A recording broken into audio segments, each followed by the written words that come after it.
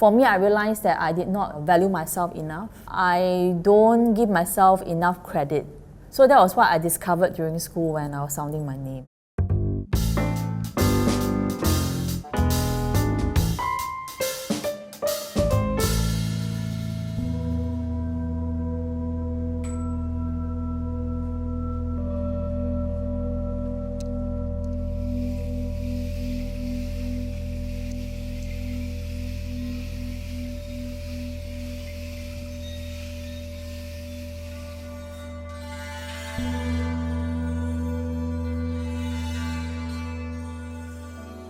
Hi, welcome back to another episode of Celebrities Doing Things. Today I'm with Cynthia Koh. Hi everyone, I'm Cynthia. Thank you AJ1 for this interview. I'm doing sound therapy. So basically when you talk about sound therapy, I think people will relate to sound bath. Okay, in Singapore, the girls usually will do sound bath with gongs and singing bowls. But personally, when I was in school, I kind of leaned into two things, which is the monochord and the tuning fork. Why the tuning fork is because back in 2019, I was on a trip in Scotland and I chanced upon this lady in our group. She loves to bring the tuning fork everywhere she goes and she will sound the sacred sites and all that. I thought, this is quite interesting. So someone in the tour actually had a headache, after coming out from a catacomb visit. So she took out the Om fork, which is the 136.1.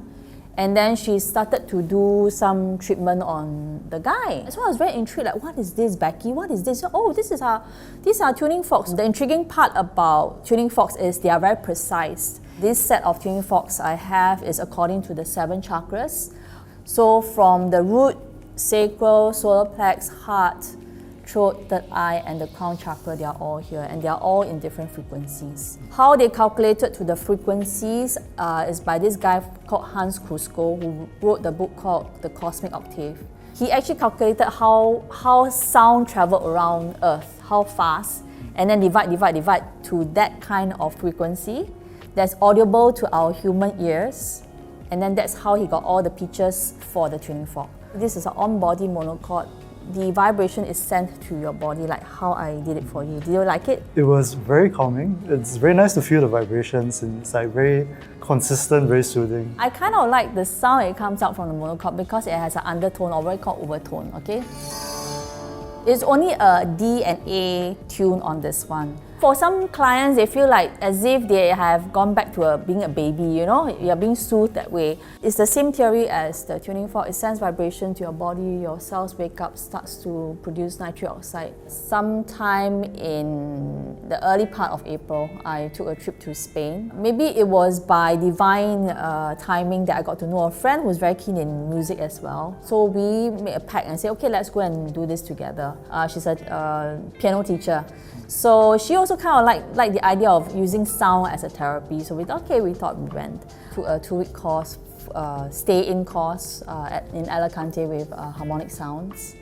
And during that 2 weeks, actually, we got in touch with multiple instruments like voice, drums, flute, monochord, singing bowls, all that. We learned everything. And then it's up to us to pick specific ones that we really like. And our evaluation on the last day was to put it into a session.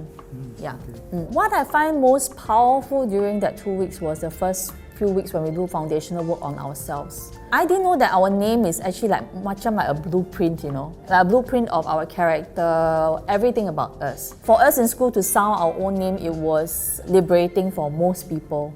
For me, I realized that I did not value myself enough. I don't give myself enough credit.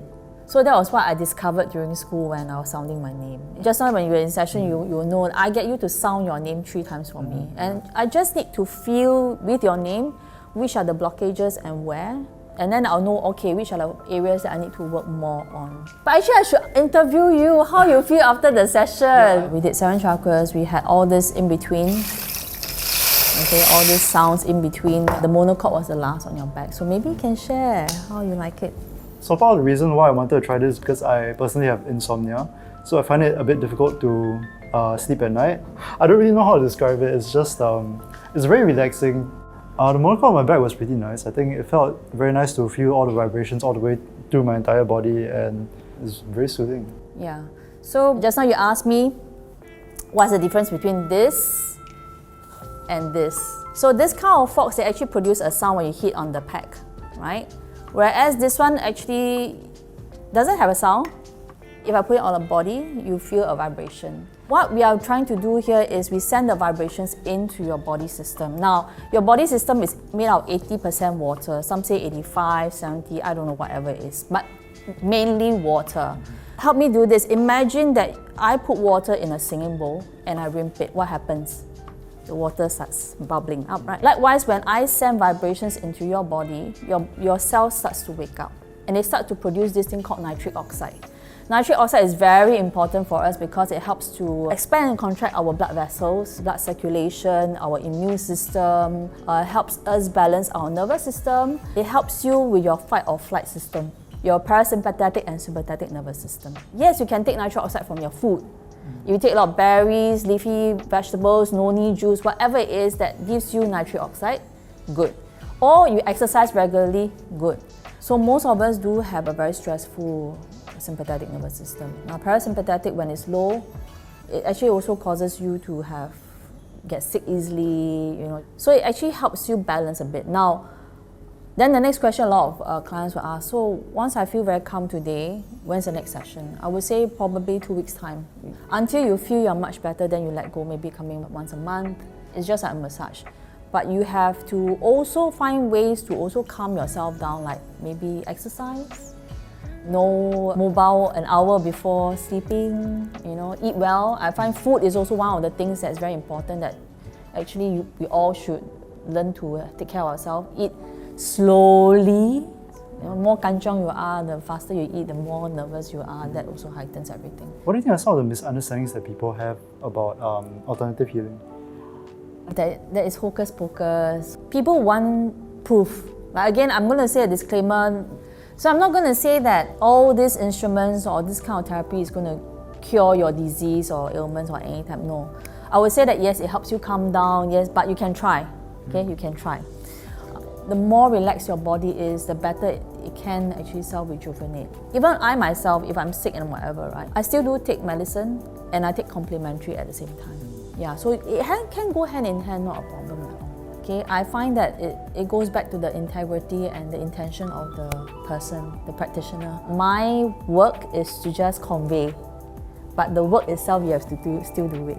Right? You still have to open up, you still have to talk about it. So all these kind of things, I can pass you the messages and I can pass you my insights that I have, but it's still up to you. It's your choice whether you want to work through all those the blockages or not. Yeah. So do you intend to use this skill as a means of earning a living, do you think? Healing work is not about earning money, okay? I would take it as my retirement hobby. I'm not playing like main roles, so we have more time as supporting actors. What do I want to do with the rest of my time, right? And I thought that investing my time into learning something else and making yourself useful is quite a good way to stay sane.